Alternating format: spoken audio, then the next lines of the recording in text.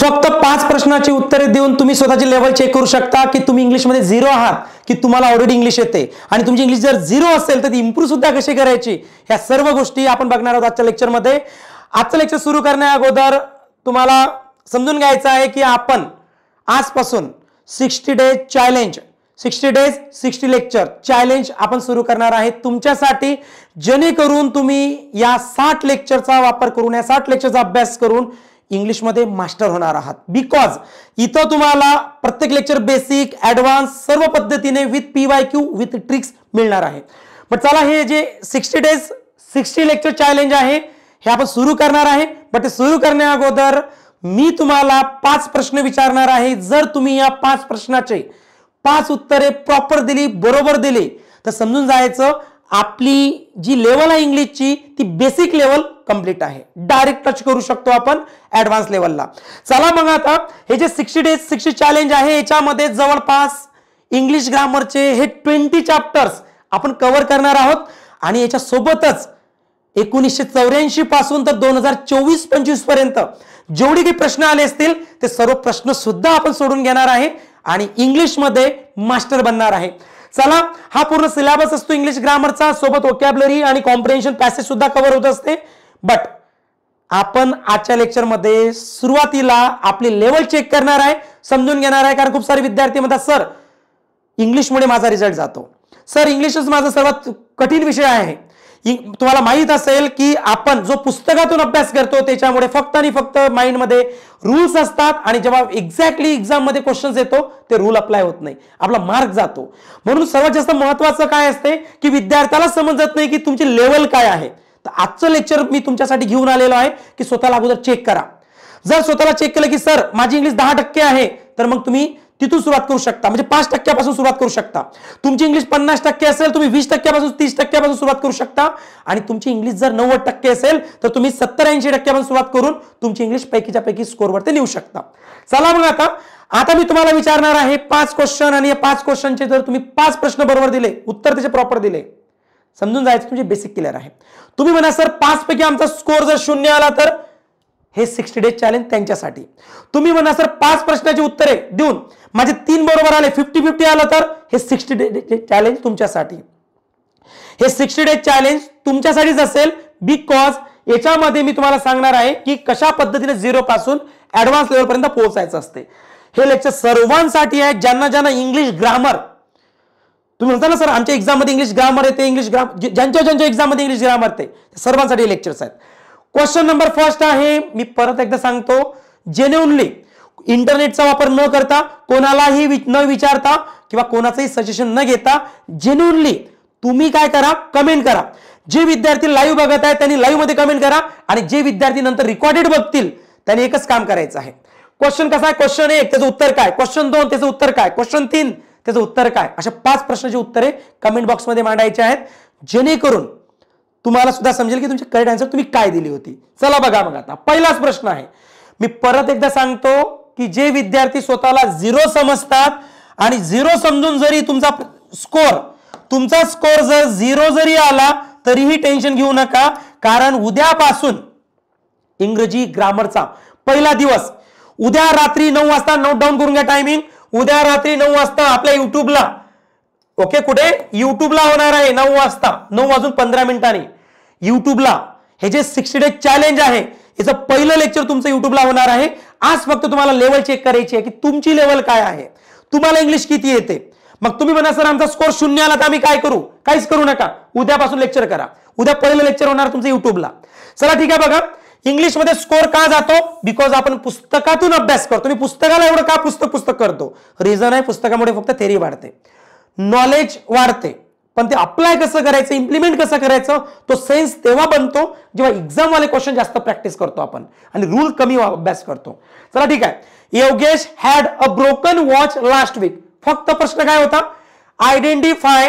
Identify types of tense. तुम्हाला टेन्सचा काय विचारला, प्रकार विचारला, म्हणजे टेन्स कुठला टेन्स आहे. काही विद्यार्थी म्हणतील सर मला तर टेन्स येत नाही, मी कशासाठी आलो, मला 0 पासून शिकायचं होतं, मग मी तेवढ्यासाठी लेक्चर बघत होतो. आय नो तुम्ही लेक्चर बघत आहात, 0 वाल्या विद्यार्थ्यांनी एकच काम करा, उत्तर देता येत असेल तर द्या, अदरवाईज फक्त बघा की ज्यांना इंग्लिश येते त्यांच्या पण चुका कशा होतात, कारण ते पुस्तकातून अभ्यास करतात. मला फक्त एवढं सांगायचं आहे, तुमच्यासाठी उद्यापासून पहिलाच दिवस आहे. आज फक्त लेवल चेक करा आणि तुम्ही सुद्धा उत्तर देण्याचा प्रयत्न करा फक्त.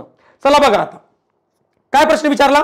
Yogesh had a broken watch last week. विद्यार्थी काय करतो, यांनी विचारला identify the types of tense. विद्यार्थ्याला वाटतो योगेश कोण झाला, योगेश एक सब्जेक्ट झाला. विद्यार्थ्याला वाटतो हॅड कोण झाला, तर हॅड झाला. ओके. ब्रोकन कोण झाला, विद्यार्थ्याला वाटतो ब्रोकन तर V3 आहे. आणि वॉच लास्ट वीक हा कुठला भाग झाला, त्याला असं वाटतं ऑब्जेक्ट आहे. मग हा फॉर्म्युला जर बघितला तर हा फॉर्म्युला कशाचा वाटतो आपल्याला, पास्ट परफेक्ट टेन्स. ओके. ज्या विद्यार्थ्यांना टेन्स माहित आहेत ते रिलेट करू शकतात, पण जे स्वतःला शून्य समजतात त्यांनी फक्त गंमत बघा की कशा पद्धतीने उत्तरे चुकतात, एवढं सांगायचं फक्त मला. बघा आता सब्जेक्ट हॅड V3 ऑब्जेक्ट हा जो फॉर्म्युला आहे हा असतो पास्ट परफेक्ट टेन्सचा. आणि मी एक सांगू तुम्हाला, उद्यापासून जे लेक्चर्स होतील माझं काम फक्त शिकवणे नाही राहणार, माझं काम फक्त तुम्हाला रूल शिकवणे नाही राहणार किंवा फक्त तुमच्याकडून प्रश्न सोडून घेणे नाही राहणार. तर हे लक्षात कसं ठेवायचं एक्झाम हॉल पर्यंत हे माझं काम असेल. लक्षात ठेवून सुद्धा तो मार्क तुम्ही आणला पाहिजे हे माझं काम असेल. ओके. चला ठीक आहे. बघा आता इथं सब्जेक्ट हॅड V3 ऑब्जेक्ट तसं जर बघितलं तर हा पास्ट परफेक्ट टेन्स आहे, कारण पुस्तकात तेच दिलेलं आहे. Subject plus had plus V3 plus object. जर तुम्ही म्हणत असले की सर हे पास्ट परफेक्ट आन्सर बरोबर आहे तर तुम्ही रॉंग आहात. तुमचं प्रश्नाचं उत्तर चुकलं. ज्यांनी उत्तर काय दिलं असेल, पास्ट परफेक्ट टेन्स आन्सर दिलं असेल तर समजून जायचं आपलं उत्तर चुकलं. का चुकलं, कारण हा जो ब्रोकन लिहिलेला आहे तुम्हाला माहित आहे आर्टिकल आहे. एक सांगू, आर्टिकल कधीच वर्बच्या अगोदर येत नसते. तुम्ही म्हणा सर एवढं तर माहित नाही मला. मग त्यासाठीच हे 60 डेज चॅलेंज आहे. येणाऱ्या 60 डेज 60 लेक्चर्स मध्ये तुम्ही स्वतःला म्हणणार की सर आम्ही स्वतः एक पुस्तक काढून स्वतः ज्यांना इंग्लिश काही येत नाही त्यांना सांगू शकतो. हे तुम्ही स्वतः चॅलेंज आहे तुमच्यासाठी 60 डेजचं. ओके. हे तुम्हाला ऍक्सेप्ट करायचं आहे. चला ठीक आहे. बघा आता पास्ट परफेक्ट नाही आहे. रिझन सांगतो थोड्या वेळात, कारण हा वर्बच नाही आहे. हा जो ब्रोकन आहे ना हा वर्बच नाही आहे. खूप साऱ्या विद्यार्थ्याला काय वाटते की सर ब्रेक क्रियापदाचा पहिला फॉर्म, ब्रोक क्रियापदाचा दुसरा फॉर्म, ब्रोकन क्रियापदाचा तिसरा फॉर्म, त्याच्यानंतर येतो ब्रेकिंग क्रियापदाचा चौथा फॉर्म. ओके. नंतर असतो ब्रेक्स क्रियापदाचा पाचवा फॉर्म. तुम्ही म्हणा सर बरोबर आहे ना, ब्रोकन तर क्रियापदाचा तिसरा फॉर्म आहे. आयोग याचाच तर फायदा उचलतो. जो व्यक्ती तुमचा पेपर काढतो तो याच गोष्टीचा फायदा उचलतो की तुम्हाला माहित असते की हा क्रियापदाचा तिसरा फॉर्म आहे आणि तुम्ही याला तिसरं नाव दिलं, इथंच तुम्ही फसले. मग मला हेच म्हणायचं आहे की आजकाल जे 2025-26 तुम्ही पेपर सॉल्व्ह करणार, जे इंग्लिश ग्रामर सॉल्व्ह करणार, ते बरोबर तुम्ही जाळ्यात कसं अडकणार त्यानुसार पेपर असतील. आणि याचं सोल्युशन म्हणजे हे 60 डेज 60 चॅलेंज. एवढे सेशन करा, तुम्ही इंग्लिशमध्ये मास्टर बनणार आहात. पैकीच्या पैकी स्कोर येणार आहे तुमचा. ओके. बघा आता मी म्हणू शकतो की याच्यामध्ये हा जो ब्रोकन आहे पहिली गोष्ट हा V3 नाही आहे. रिझन काय, रिझन आहे ए आर्टिकल कधीही, याला जर आर्टिकल म्हटलं तुम्ही, आर्टिकल कधीच वर्बच्या अगोदर लागू शकत नाही, हे समजून घ्या. मग हा वर्ब नाही तर हा आहे कोण, हा वर्ब नाही आहे तर आहे कोण, तर ब्रोकन एक ऍडजेक्टिव्ह आहे. इथं ब्रोकन कोण झाला, तर ब्रोकन एक ऍडजेक्टिव्ह आहे. का बरं ऍडजेक्टिव्ह आहे, कारण तो वर्ब नाही आहे. मग तुम्ही म्हणा एवढं कुठे शिकायला मिळेल आम्हाला या 60 डेज 60 चॅलेंज लेक्चर मध्ये. आणि हा कठीण टॉपिक आहे. तुम्हाला दिसायला जेवढं सोपं वाक्य दिसते तेवढं ते सोपं नाही आहे. मी विचारलं तुम्हाला ऍडव्हान्स वाक्य, मी विचारलं तुम्हाला participle question, gerund infinitive participle, तुम्ही ऐकलं असेल नसेल आय डोंट नो, पण याच्यावर जेव्हा क्वेश्चन येतो एरर मध्ये, क्वेश्चन मध्ये किंवा तुम्हाला काही टेन्स विचारला जाते, एक्झाम कुठली असू द्या, मग तुम्ही कुठलं जिथे इंग्लिश ग्रामर येते तिथं हा इश्यू येतो तुम्हाला. मग हा ऍडजेक्टिव्ह आहे, कारण वॉच एक नाऊन आहे आणि नामाबद्दल जो इन्फॉर्मेशन देतो तो ऍडजेक्टिव्ह असतो. आता जे झिरोवाले म्हणतील सर आम्हाला काही एवढं समजलं नाही, पण तुम्ही काही सांगत होते, ठीक आहे काहीतरी असेल. ओके. टेन्शन नका घेऊ, तुमच्यासाठीच मी उद्यापासून हे जे चॅलेंजेस सुरू करत आहे. ओके. पुढे चला आता. मग हा काय आपला योगेश कोण आहे, योगेश एक सब्जेक्ट आहे. चला आता आपण फॉर्म्युला आता चेंज करूया. योगेश कोण झाला, तर योगेश एक सब्जेक्ट आहे. पुढे चला. मग हा हॅड कोण झाला, हा हॅड हेल्पिंग वर्ब आहे की मेन वर्ब आहे, कारण दोन प्रकारचा असतो. मी परत एकदा सांगतो, एक हॅड टू हॅव असतो, एक हॅड टू हॅव असतो. खूप साऱ्या विद्यार्थ्याला माहित नाही टू हॅव काय असतो. Have, has, present, had, past, shall have, will have. याला काय म्हटलं जाते, याला म्हटलं जाते फ्युचर टेन्स. तुम्ही म्हणा सर हे माहित नव्हतं एवढं आम्हाला, हेच तर तुम्ही शिकणार आहात. म्हणजे आपल्याला म्हणायचं आहे की याला टू हॅव म्हणतात आणि जो दुसरा भाग आहे main verb V1, V2, V3 V4 V5, म्हणजे याच्यात जर तुम्ही हॅव लिहिला असेल तर त्याचा ऑटोमॅटिकली ऍड होतो, V3 सुद्धा ऍड होतो, V4 हॅव्हिंग होतो आणि V5 त्याचा हॅज होतो. मग प्रश्न काय आहे, हा जर तिसरा फॉर्म असता तर टू हॅव ऍड झाला असता. हा जर तिसरा फॉर्म असता तर त्याला तुम्ही टू हॅव म्हटलं असतं, म्हणजे तुम्ही त्याला काय नाव दिलं असतं, हेल्पिंग वर्ब नाव दिलं असतं. आणि हा जर V3 नाही आहे तर तुम्ही त्याला काय नाव दिलं असतं, तुम्ही त्याला V2 नाव दिलं असतं, कारण तो एकटा आला. एकटा येतो ना V2 असतो, एकटा नसता आला तर मग V3 असू शकला असता. म्हणजे हा जो आहे आपला आता हा कोणाचं काम करणार आहे, हा करणार आहे V2चं काम. का बरं, कारण समोर V3 नाही आहे. तुम्ही एवढं सांगत आहे पण एवढं आम्हाला काहीच येत नाही आहे. हेच मी शून्यापासून बेसिक पासून या 60 डेज चॅलेंज मध्ये घेणार आहे. मी फक्त तुम्हाला पुस्तकी नॉलेज नाही देणार, मी तुमचं नॉलेज वाढून नाही देणार. तर एक्झाम मध्ये गेल्यानंतर तो क्वेश्चन तुम्हाला आठवला पाहिजे, तो इम्प्लिमेंट करता आला पाहिजे, तो उत्तर देता आला पाहिजे. इथपर्यंत तुम्हाला बेस्ट बनवून ठेवणार आहे इंग्लिश ग्रामर मध्ये. ओके, पुढे चला आता. म्हणजे हा पास्ट परफेक्ट टेन्स नाही. हा फॉर्म्युला कोणाचा असतो बरं मग, subject plus V2 plus object, simple past टेन्सचा. संपला आन्सर. या पद्धतीनं तुम्हाला बघा, ज्या विद्यार्थ्यांनी फर्स्ट आन्सर दिलं असेल बरोबर, मी काय सांगतो, तुम्ही काही विद्यार्थ्यांनी अंदाजे आन्सर दिलं असेल, काहीला खरोखर माहित होतं म्हणून आन्सर दिलं असेल. म्हणून मी तुम्हाला नंतर असा पण प्रश्न विचाराल जिथं कुठलं ऑप्शन नसेल, कारण समजणार मग की तुम्ही बाय चान्स आन्सर दिलं, कारण त्या गोष्टी मी सर्व समजू शकतो तुमच्या. पुढे चला. इंग्लिश हा जगामधला सर्वात सोपा विषय आहे जर प्रॉपर वेनी शिकला तर, आणि त्याच वेनी या 60 डेज 60 चॅलेंज मध्ये मी तुम्हाला शिकवणार आहे. 60 लेक्चर जे काही होतील आपले. Second number question. चला द्या मला फटाफट आन्सर. काय वाटते तुम्हाला, कुठलं करेक्ट आन्सर आहे आपलं? कारण आपण 5 क्वेश्चनचे जर 5 प्रश्न प्रॉपर देऊ शकलो तर मी एकच सांगेल, बेसिक करू नका, डायरेक्ट ऍडव्हान्स लेवलचे क्वेश्चन करा. आणि ते सुद्धा 60 लेक्चर्स मध्ये होणार आहेत, तेवढे त्याचे ऍडव्हान्स करा फक्त. पण तुम्ही म्हणणार नाही सर माझे तर 3 बरोबर आले, माझं 2च आलं, माझं 1च आला. इव्हन तुमचे 4 आले तरी सुद्धा बेसिक करणं तुमची गरज आहे, म्हणजे तुमचा पैकीच्या पैकी स्कोर नाही येणार. ओके, चला बघा आता. ही हॅज माय मोबाईल, काय विचारलं यांनी, change in to past perfect tense. आता तुम्ही म्हणा सर ते टेन्स गिन्स आम्हाला काही येत नाही, उद्यापर्यंत पेशन्स ठेवा. अदरवाईज आजचं लेक्चर बघा बाकीचे विद्यार्थी काय आन्सर देतात. ओके, बघा आता मी पूर्ण एक्सप्लेन करून देतो तुम्हाला. त्यांनी तुम्हाला काय विचारलं एकदा समजून घ्या. त्यांनी विचारलं काय तुम्हाला, त्यांनी तुम्हाला विचारलं change in to past perfect tense. पहिली गोष्ट पास्ट परफेक्ट टेन्सचा फॉर्म्युला माहित पाहिजे तुम्हाला. Subject plus had plus V3 plus object, हा जनरली फॉर्म्युला असतो आपल्या पास्ट परफेक्ट टेन्सचा. आणि माझं काम तेच राहणार, 12 पैकी 12 फॉर्म्युले लाईफ टाइम तुमच्या लक्षात राहणार. जे फॉर्म्युले तुम्ही कधी स्कूल कॉलेजमध्ये लर्न करू शकले नाही ते लाईफ टाइम साठी मी लर्न करून देईल तुमचे बेसिक टू ऍडव्हान्स लेक्चर मध्ये, या 60 डेज चॅलेंज मध्ये. चला ठीक आहे, बघा बरं आपल्याला काय करायचं याचा. सब्जेक्ट आहे, हा हॅज आहे, माय मोबाईल ऑब्जेक्ट आहे. या टेन्सला तुम्हाला कुठे न्यायचं आहे, पास्ट परफेक्ट टेन्स मध्ये न्यायचं. फॉर्म्युला मी तुमच्या समोर आहे. चला फटाफट उत्तर द्या, बघू किती विद्यार्थी करेक्ट आन्सर देतात ते पण समजून घेऊया. चला बघा आता याच्यात जर बघितलं, आय होप तुम्ही खूप सारे विद्यार्थ्यांनी आन्सर दिलेले आहेत, बट किती विद्यार्थ्यांचे रॉंग झाले, कितीचे राईट आहेत हे कसं समजून घेऊया, तर आपल्या ऑप्शननुसार पूर्ण एक्सप्लेन करूया आपण. असं दिसल्यानंतर फटाफट विद्यार्थी काय करतात माहितीये का, आता याचे आन्सर देतात. पहिली गोष्ट हॅज आला, हॅज येणार नाही, इथं हॅड आहे, बट इथं हॅड आहे, इथं तर 2-2 हॅड आहेत. काही विद्यार्थी म्हणतो इथं पण हॅड आहे, इथं पण हॅड आहे, आणखी प्रॉब्लेम होतो. इथं एकच हॅड आहे पण हॅड बी नाही, इथं हॅड आहे, आता इथं प्रॉब्लेम आहे. मग आता मी काय म्हणतो, तुम्ही घाई करता नेहमी, घाई नाही करायची. खूप साऱ्या विद्यार्थ्यांनी घाईमध्ये चुका करून उत्तर रॉंग दिलेले आहेत. आता बघा करेक्ट आन्सर काय यायचं, स्टेप बाय स्टेप चला. याला तुम्हाला करायचं पास्ट परफेक्ट टेन्स. आता याला जर पास्ट परफेक्ट टेन्स करायचं झालं, मी परत एकदा सांगतो, मी तुम्हाला शिकवत नाही आहे, फक्त तुमची लेवल चेक करत आहे. आणि या लेवलनुसार मला समजणार की उद्यापासून मी जे 0 इंग्लिश लेक्चर चालू करणार आहे, आणखी किती मागे जाऊ, मी तर पूर्ण मागे जाणार आहे. तुम्हाला येऊ नाही येऊ, मी तर पूर्णपणे जाणार आहे. पण हे तुमच्यासाठी आहे की तुम्हाला समजून सांगण्यासाठी की तुमची बेसिक अजूनही वीक आहे, हे मला तुम्हाला सांगायचं आहे. हे त्यासाठी तुम्हाला 60 डेज चॅलेंज दिलेलं आहे मी. चला ठीक आहे, ही कोण आहे, ही सब्जेक्ट आहे. हॅज कोण आहे, हॅज इथं V5 आहे. हॅज कोण आहे, V5. हा मोबाईल कोण आहे, ऑब्जेक्ट आहे. तुम्ही म्हणा सर V5 कसा काय, तुम्ही शिकले नाही का. V1 हॅव असतो, V2 हॅड असतो, V3 हॅड असतो, V4 हॅव्हिंग असतो. हे सर्व शिकवणार मी तुम्हाला उद्यापासून. आणि V5 काय असतो, हॅज असतो. तर आता मला काय म्हणायचं बघा, मला याच्यात एवढं सांगायचं फक्त की आपण या हॅज बद्दल बोलत आहे. हॅज कुठे येतो, सिंपल प्रेझेंट टेन्स. म्हणजे हा कुठला टेन्स आहे, हा आहे तुमचा सिंपल प्रेझेंट टेन्स आहे तुमचा हा. मग हा जर सिंपल प्रेझेंट टेन्स आहे तर तुम्हाला करायचं काय आहे, तुम्हाला करायचं पास्ट परफेक्ट टेन्स. आता स्टेप बाय स्टेप करा. घाई जर तुम्ही नाही केली ना, 100% तुमचं उत्तर बरोबर येणार. घाई केली तर चुकणारच आहे तुमचं उत्तर. बघा आता याच्यामध्ये स्टेप बाय स्टेप, घाई नका करू. काय घ्यायचं सुरुवातीला? सब्जेक्ट घ्यायचा आहे. सब्जेक्ट कोण आहे? ही. घेतला, पुढे चला. आता काय घ्यायचंय तुम्हाला? आता तुम्हाला हॅड घ्यायचा, मनाने घ्यायचं, हॅड घ्यायचंय.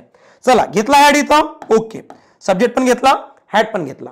पण आता काय घ्यायचं आहे? V3 घ्यायचा. पण विद्यार्थी काय करतात घाईमध्ये, नाही सर मला वाटलं ते V3 बी नसेल, नाही सर ते मला वाटलं की इथं हॅड. आपल्याला काही वाटत राहते, मी नेहमी लेक्चरमध्ये बोलतो, आपल्याला काही वाटत राहते, त्या वाटण्यामध्ये आपला मार्क जातो. ते सांगायचं मला तुम्हाला की घाई करू नका. V3 घ्यायचा. पण कोणाचा V3 घ्यायचा आहे? याचा. हा जर इथं V5 चं काम करतो, हा कोणाचं काम करतो? V5 चं. बघा इथं, हा जर V5 चं काम करतो तर तुम्हाला काय घ्यायचं सांगितलं होतं? V3. मग आता इथे V3 कोण होणार आहे? हॅड होणार आहे. सो इथं काय येणार आहे? हॅड. म्हणजे दोन्हीही हॅड वेगळे होते. मला परत परत सांगायचं आहे, English is a duplicate language. म्हणजे याच्यामध्ये काय येतात? डुप्लिकेट वर्ड्स खूप सारे येतात आणि डुप्लिकेट त्यानुसार पुरा डुप्लिकेटपणा इंग्लिशमध्ये चालतो. म्हणजे सांगितलं मी तुम्हाला इथं पण की हा ब्रोकन बघा, हा ब्रोकन वेगळा होता. या ब्रोकनचा अर्थ होता ऍडजेक्टिव्ह. आणि तो ब्रोकन येतो ना, जो ब्रोकन येतो त्याला आपण काय म्हणतो? मेन वर्ब म्हणतो. दोन्ही ब्रोकन सारखे आहेत, पण ते वेगळे फंक्शन करतात, म्हणून उत्तर चुकतात आणि पुस्तकामध्ये नसते. याच्यावर क्वेश्चन्स येतात. इथं बघा काय म्हणायचं तुम्हाला? इथं मला हेच म्हणायचं आहे, हा हॅड वेगळा आहे, हा हॅड वेगळा आहे, डुप्लिकेट वर्ड्स. आणि यानुसारच तुम्हाला मी अगदी 0 पासून ऍडव्हान्स लेवलपर्यंत हे शिकवणारे शब्द की दिसायला सारखे दिसतात, बट ते ऍक्च्युअल सारखे नसतात आणि तुझा मार्क गमावणारे शब्द असतात ते. चला ठीक आहे. शी हॅड, हॅड. हा हॅड आहे, हा V3 आहे. पुढे काय पाहिजे होता? ऑब्जेक्ट. ऑब्जेक्ट कोण येणार? माय मोबाईल. मी परत एकदा सांगतो, जे तुम्हाला वाटत होतं उत्तर आहे तेच आन्सर तुम्ही काय करायचं? कन्सिडर करायचं. नाही सर मला नव्हतं वाटत की हे आन्सर होतं म्हणून माझा मार्क गेला. जेन्युइनली सांगायचं. जो स्कोर येईल जेन्युइनली तुम्ही कमेंट बॉक्समध्ये मांडायचा नंतर. ओके, पुढे चला. आता नेक्स्ट क्वेश्चन बघा. आतापर्यंत 2 क्वेश्चन बघितले. खूप साऱ्या विद्यार्थ्यांचे 2 पैकी दोन्ही 0 आले, खूप साऱ्यांचे 2 पैकी 1 आला असेल आणि काही विद्यार्थ्यांचे 2 पैकी 2. पण 2 पैकी 2 हा कोर्स तुम्हाला नाहीसा, ऑलमोस्ट कमीच दिसणार आहे. पुढे चला. आता शी वॉज लेट येस्टरडे. काय विचारलं त्यांनी? समजून घेऊ. त्यांनी विचारलं काय आपल्याला? त्यांनी आपल्याला विचारलं की she was late yesterday change into future perfect tense. आता याला मी आणखी एक करणार, 1 मिनिट थांबा. या क्वेश्चनला आणखी मॉडिफाय करणार आहे. फ्युचर परफेक्ट कंटिन्युअस टेन्स करायचं तुम्हाला. काय करायचं आहे? Future perfect continuous tense. आणि मी याचं कुठलंही ऑप्शन तुम्हाला दिलं नाही, कुठलंही. रिझन काय होतं?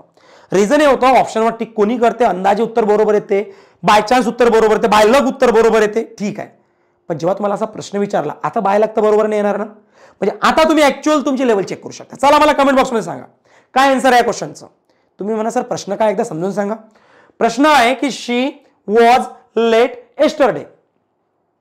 म्हणजे तिला काल उशीर झाला होता असं म्हणू शकतो आपण. मग आता इथं काय करणार आहे आपण? इथं जर बघितलं आपण शी वॉज लेट येस्टरडे आणि याचं काय करायचं तुम्हाला? फ्युचर परफेक्ट कंटिन्यू टेन्स करायचं आहे. त्यासाठी तुम्हाला याचा फॉर्म्युला लागेल.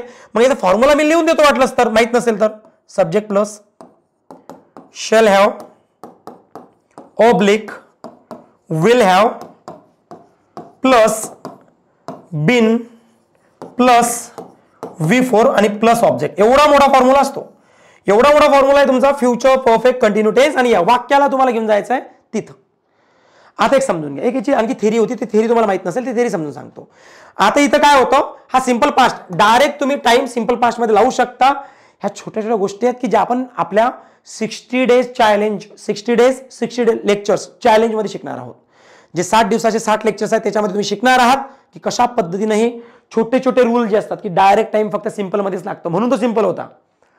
मग त्यानुसार आपण म्हणणार की जेव्हा तुम्ही कुठे जाणार, जेव्हा तुम्ही change into future perfect continue tense मध्ये जाणार तेव्हा टाइम निघून जाणार, कारण डायरेक्ट टाइम येत नसतो. फ्युचर परफेक्ट कंटिन्यू टेन्स किंवा कुठलाही परफेक्ट असेल किंवा परफेक्ट कंटिन्यू टेन्स असेल त्याच्यामध्ये डायरेक्ट टाइम यूज होत नाही. खूप सारे विद्यार्थी म्हणतात सर हे मला माहित नाही डायरेक्ट टाइम इनडायरेक्ट टाइम, पण याच्यावर तो भरपूर क्वेश्चन एक्झाम मध्ये येतात आणि पुस्तकामधून थोड्याफार गोष्टी दिलेल्या असतात तर त्या होणार नाहीत या 60 डेज 60 चॅलेंज मध्ये.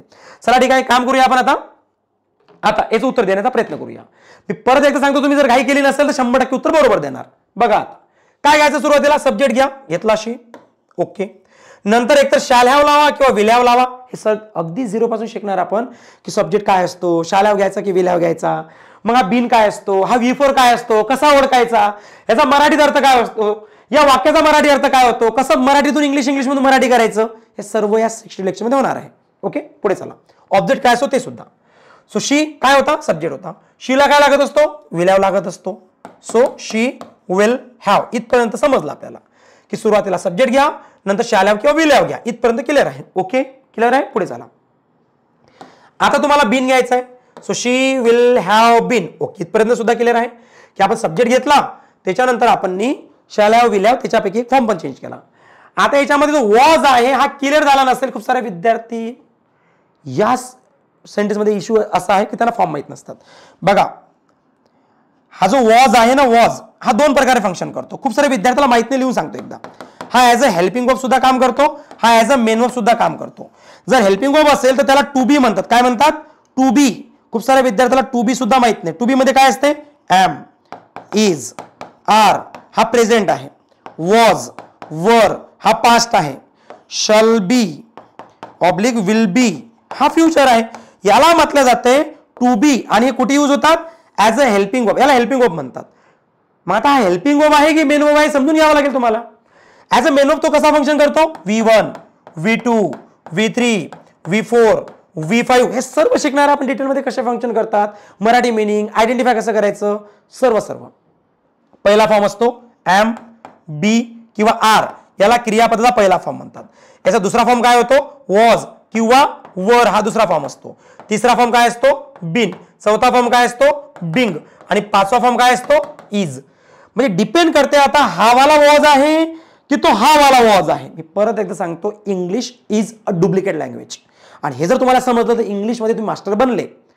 तुम्ही फक्त रूल्स वाचून, तुम्ही फक्त नॉलेज घेऊन तुम्ही म्हणसाल सर मी एवढं मोठं पुस्तक घेतलं, मी इंटरनॅशनल लेवलचं ग्रामर शिकत आहे, तरी सुद्धा ते नॉलेज शून्य असेल जर तुम्ही ते यूज करताना सेन्स अप्लाय नाही केला तर. समजणार नाही तुम्हाला की हा वाला वॉज होता की तो वाला वॉज होता, हा वाला इथं ब्रोकन होता की तो वाला ब्रोकन होता, हा वाला फाउंड होता की तो वाला फाउंड होता. म्हणजे हे शब्द जर तुम्हाला समजलेच नाही तर काय करता त्या नॉलेजला तुम्ही. चला ठीक आहे, बघा आता कसं ओळखायचं. या वॉज नंतर नो वर्ब, या वॉज नंतर जर कुठलाही वर्ब आला नाही, नो वर्ब, तर 100% समजून जायचं तो मेन वर्ब आहे. तुम्ही म्हणा सर नाही समजलं, टेन्शन नका घेऊ. उद्यापासून रात्री 9 वाजता भेटणार आहे आपण.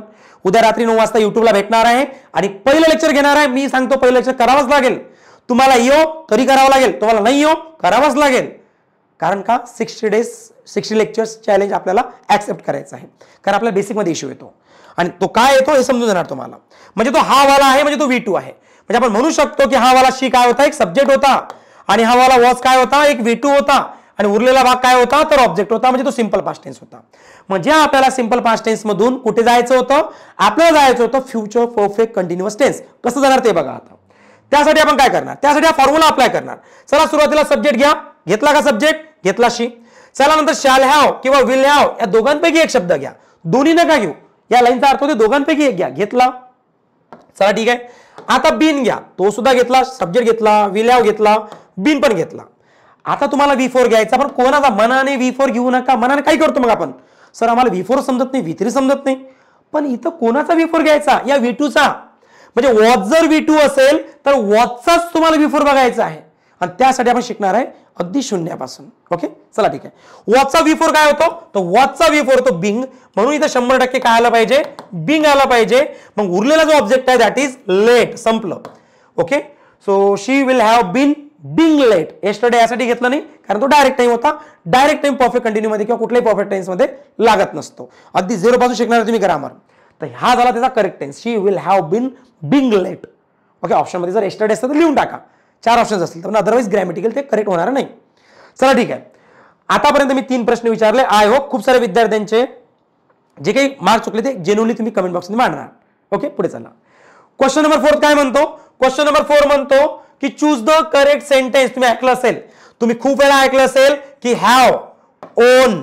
तुम्ही खूप वेळा ऐकलं असेल have, on, look, have, on, look.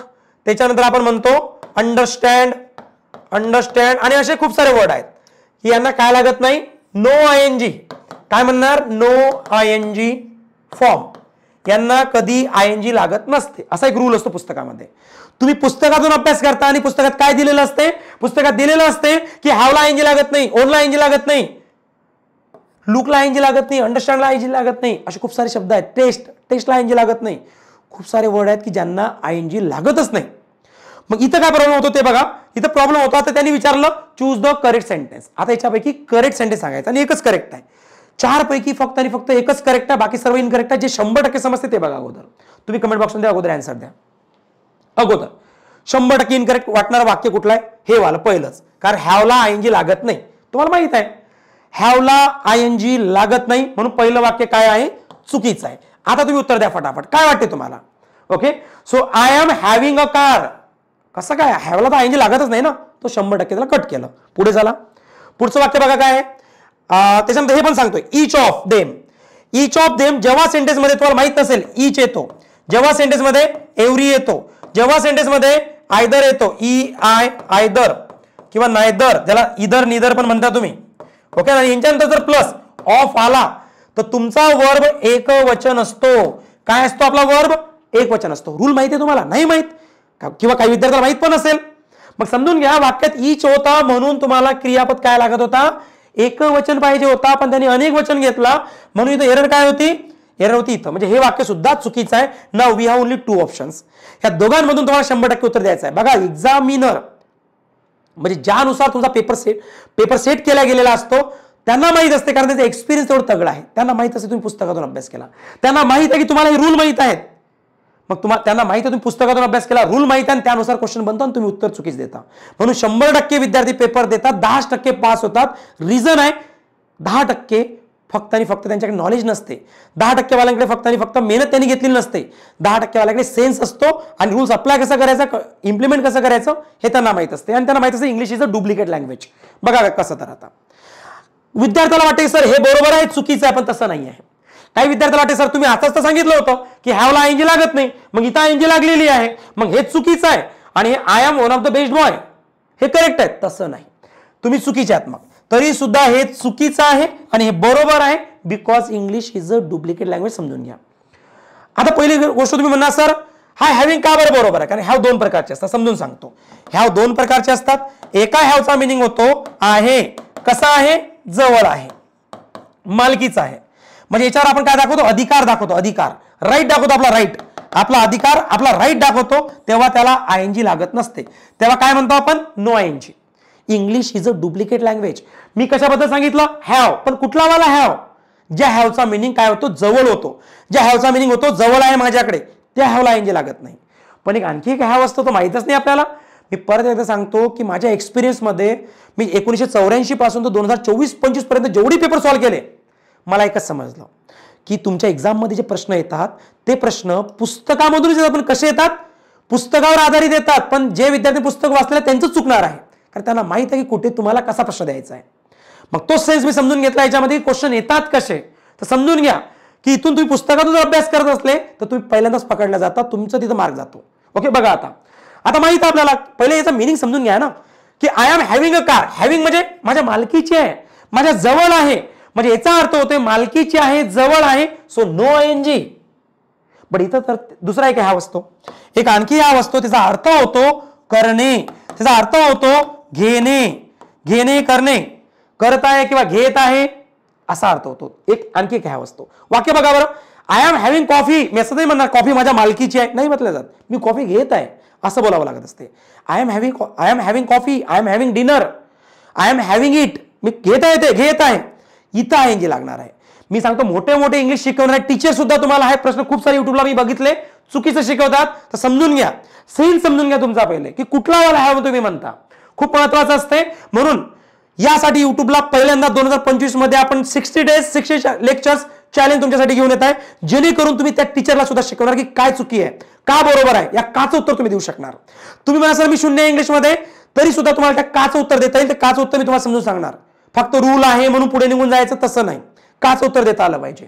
चला बघा, आता इथं समजलं आता आम्हाला की हे वाक्य बरोबर आहे. चला ठीक आहे, हे तर समजलंय वाक्य बरोबर आहे, पण दुसरं का चुकलं हे पण माहित पाहिजे ना. बघा आपल्याला काय वाटते की इथं आय आहे आणि इथं बॉय आहे तर बरोबर आहे, तसं नाहीये, चुकलं वाक्य.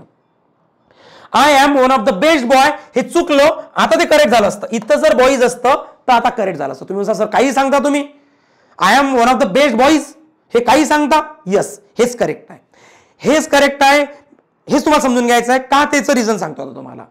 वाक्यामध्ये जेव्हा वन ऑफ द येतो, जर हा वाक्यात वन ऑफ द नसता, मला काय म्हणायचं आहे, वाक्यात जर वन ऑफ द नसता तर तुमचा बॉय करेक्ट असता. I am best boy, I am the best boy काय असतं, I am the best boy correct असतं.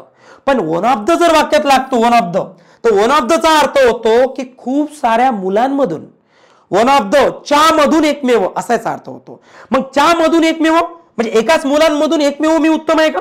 असं होऊ शकणार नाही. म्हणजे वाक्यात जर वन ऑफ द वापरला तर कोणामधून? खूप साऱ्या मुलांमधून, म्हणजे इथं येस लागत असतो. ह्या छोट्या छोट्या गोष्टी आहेत आणि आयोगाला माहित आहे की तुम्ही चुकी याच्यामध्येच करता. तुमचा सेन्स काय बनलेला असतो की एकच मुलगा आहे, मग इथं तर बॉय पाहिजे होतं, बॉयचं चुकीचं असतं. नो, तसं नाही आहे. English is a duplicate language आणि सेन्स समजून घ्यायचं आहे.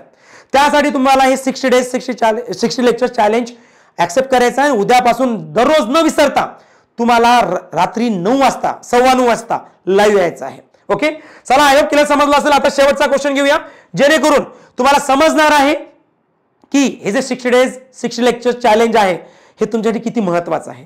हे 60 डेज 60 लेक्चर चॅलेंज खूप साऱ्या मोठ्या मोठ्या क्लासेसवाल्यांना तुम्हाला समजणार आहे, त्यांना पण, की यस आपण जेवढं काही शिकवलं त्या चुका काय आहेत त्या रिप्लेस तुम्हाला करून देणार आहे. कारण खूप मेहनत घेतली मी या 60 लेक्चरवरती, एवढी घेतली की तुम्हाला ती हार्डवर्क करून नाही तर स्मार्टवर्क करून तुम्हाला स्कोर इम्प्रूव्ह करायचा आहे. चला, शेवटचा क्वेश्चन काय म्हणतो? Find the error in the sentence. वाक्यामध्ये काय एरर आहे फाइंड करा. चला, ठीक आहे, बघूया किती विद्यार्थी काय आन्सर देतात. Find the error in the sentence. Sentence मध्ये काय एरर वाटते तुम्हाला सांगायची आहे. बघू किती विद्यार्थी करेक्ट आन्सर देतात. बिकॉज तुम्हाला माहित आहे की आयोग बरोबर तुम्हाला ओळखतो की तुम्ही चुकी कुठे करणार आहात, कारण पुस्तकाच्या आधारित क्वेश्चन बनतात ना, त्यानुसार. बघा आता, शी फाउंड अ न्यू कमिटी. आपल्याला काय वाटते? शी फाउंड. आता एक समजून घ्या, क्रियापदाचा पहिला फॉर्म काय असतो, क्रियापदाचा दुसरा फॉर्म काय असतो, तिसरा फॉर्म काय असतो, चौथा फॉर्म काय असतो, पाचवा फॉर्म काय असतो. तुम्हाला जर समजलंच नाही की मी सांगितलं ना, English is a duplicate language. सारखे सारखे वर्ड हे आपण खूप शिकणार आहे आपल्या बेसिक टू ऍडव्हान्स लेक्चरमध्ये. तुम्हाला एक सांगू, गायत्री इंग्लिश अकॅडमी ऍप्लिकेशन आहे आपलं, किंवा गायत्री अकॅडमी टाकलं तरी येते. त्याच्यावर दरवर्षी आपण एकदा चालू करत असतो. 2025 ची सर्वात मोठी जे काही चॅलेंज आहे ते तुमच्यासाठी चालू करत आहे आपण, आणि त्यामध्ये डिटेलमध्ये शिकणार आहे. अगदी शून्यापासून, अगदी 1% म्हणजे 1%, 2%, 3% असं तुम्ही 0% पासून सुरुवात करणार आहात. स्वतःला वाटणार की सर मी स्वप्नात पण आता मला लक्षात राहणार आहे. चला, ठीक आहे. बघा, एक फाइंड असतो, सेकंड फॉर्म फाउंड असतो, थर्ड फॉर्म फाउंड असतो, नंतर फाइंडिंग असतो आणि नंतर फाइंड्स असतो. खूप साऱ्या विद्यार्थ्याला वाटते की सर हा जो फाउंड आहे ना, हा V2 आहे, हा V2 आहे आणि वाक्यात कुठे एरर नाही. शी फाउंड अ न्यू कमिटी, वाक्यात कुठेही एरर नाही.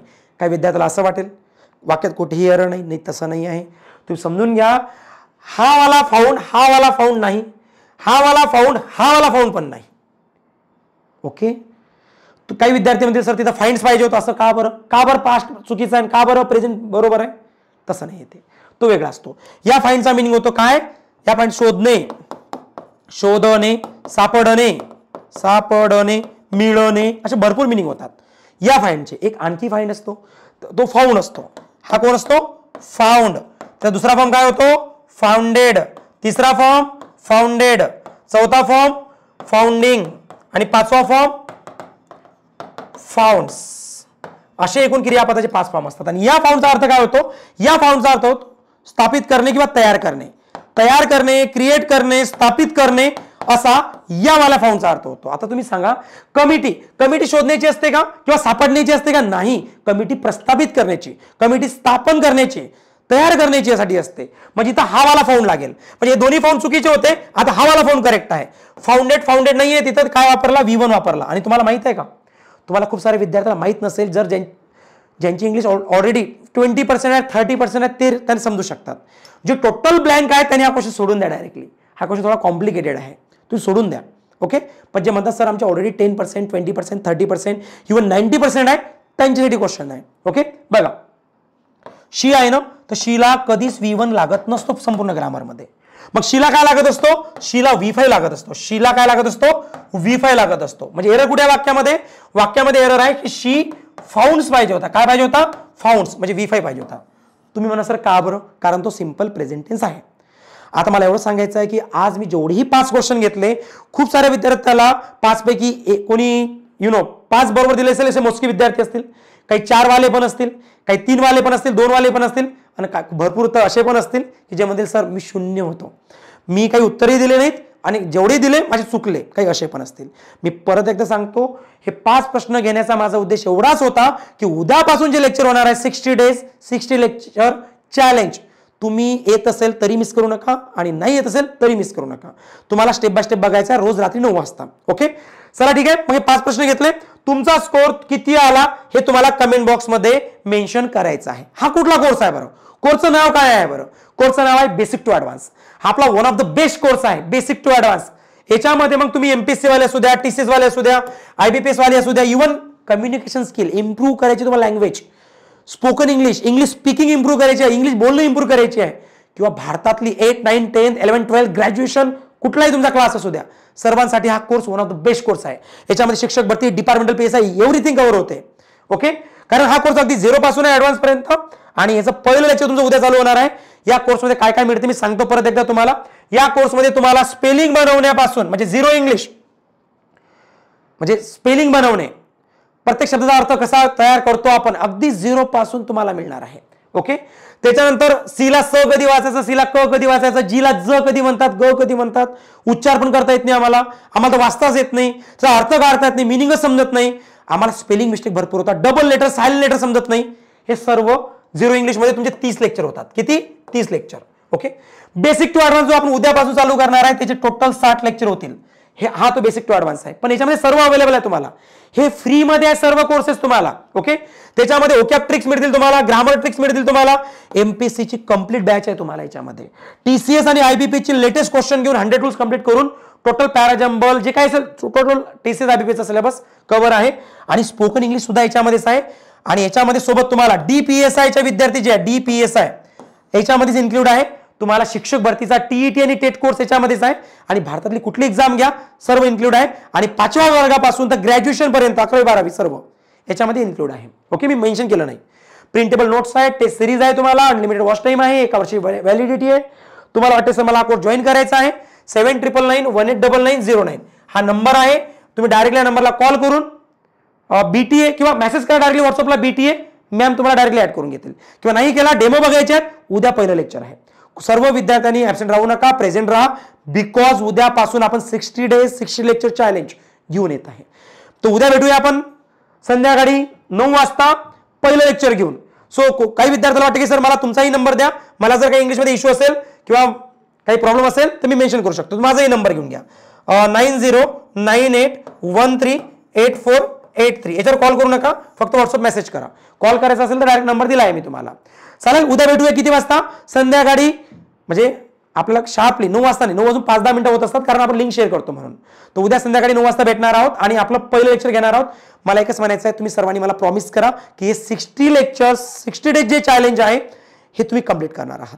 चालेल, so all of you bye, thank you so much everyone. भेटूया आपण उद्या पहिल्याच लेक्चरमध्ये आणि हे 60 डेज 60 लेक्चर्स आपण सोबत असणार आहे. Thank you so much. तुम्ही इंग्लिशमध्ये मास्टर बनणार आहात.